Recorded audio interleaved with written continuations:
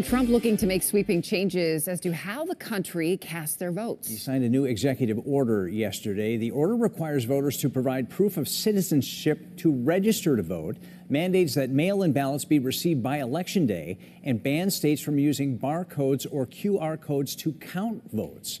President Trump says it's to weed out fraud.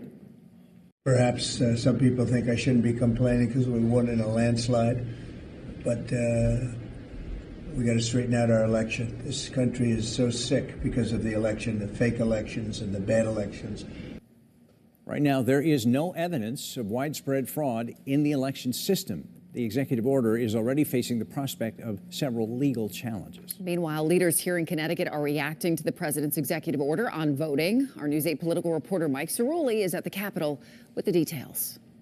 Connecticut's top Democrats had a message for the president today. They said he should stay out of our state's elections. Meanwhile, a top Republican said he welcomes actions from the feds, and he pointed to those long-standing allegations of ballot abuse in the state's largest city, saying they demonstrate the need for action. On the legislative committee that writes Connecticut's election laws, the reaction to the president's executive order was polarized. The top Republican says he likes the order, echoing the White House and calling for legislative action to back up the president.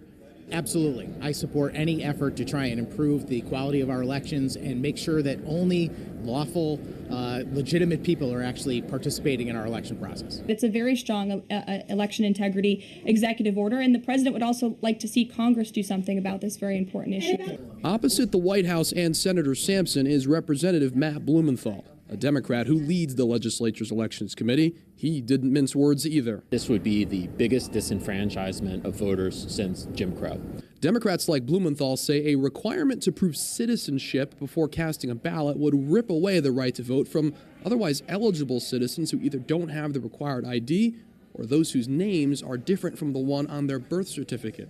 Especially women who take a spouse's last name, or people who take a spouse's last name, as many people do. How did Sampson respond to that charge? I think you need to be able to prove you're a legitimate voter in order to be counted in Connecticut.